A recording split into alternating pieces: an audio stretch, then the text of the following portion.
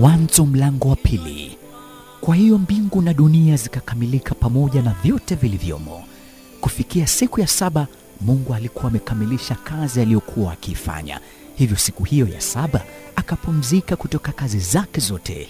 Mungu akaibariki siku ya 7, akaifanya takatifu, kwa sababu katika siku hiyo alipumzika baada ya kazi zote za kuumba alizokuwa amefanya. Haya ndiyo maelezo ya mbingu na dunia wakati zilipoumbwa. Bwana Mungu alipoziumba mbingu na dunia, hapakuwa na mche wa shambani uliokuwa umejitokeza ardhini, wala hapakuwa na mmea wa shamba uliokuwa umeota, kwa kuwa Bwana Mungu alikuwa hajanyeshea mvua juu ya nchi, na hapakuwa na mtu wa kuilima ardhi. Lakini umande ulitoka kutoka ardhi na kunyesha uso wote wa nchi. Bwana Mungu alimuumba mtu kutoka mavumbi ya ardhi, akampulizia pumzi ya uhai puani mwake, naye mtu akawa kiumbe hai. Basi Bwana Mungu alikuwa ameotesha bustani upande wa mashariki katika Edeni.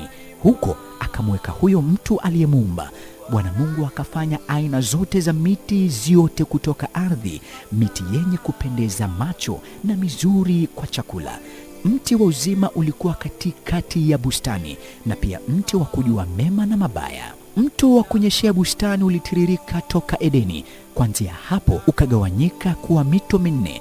Mto wa kwanza uliitwa Pishoni, na huzunguka nchi yote ya Havila ambako kuna dhahabu.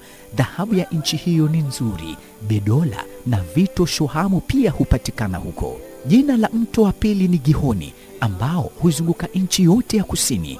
Jina la mto wa tatu ni Tigrisi, unaopita mashariki mwa Ashuru. Mto wa 4 ni Frati. Bwana Mungu akamchukua huyo mtu akamweka kwenye bustani ya Edeni ailime na kuitunza. Bwana Mungu akamwagiza huyo mtu akamwambia, uko huru kula matunda ya mti wowote katika bustani, lakini kamwe usile matunda ya mti wa kujua mema na mabaya, kwa maana siku utakapokula matunda yake hakika utakufa. Bwana Mungu akasema, si vyema mtu awe peke yake, nitamfanyia msaidizi wa kumfaa.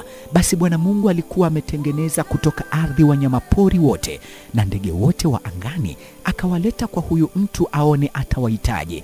Nalo jina lolote alilokiita kila kiumbe hai lilikuwa jina lake. Hivyo Adamu akawapa majina mifugo wote, ndege wa angani na wanyamapori wote.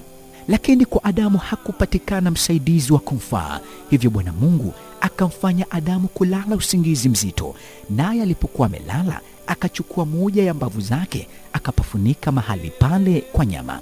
Kisha Bwana Mungu akamfanya mwanamke kutoka kwa ule ubavu alioutoa kwa mwanaume, akamleta huyo mwanamke kwa mwanaume.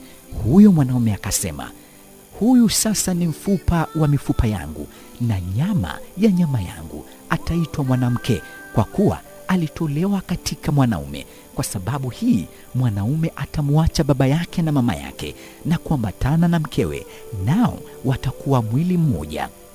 Adamu na mkewe wote walikuwa uchi, wala hawakuona aibu.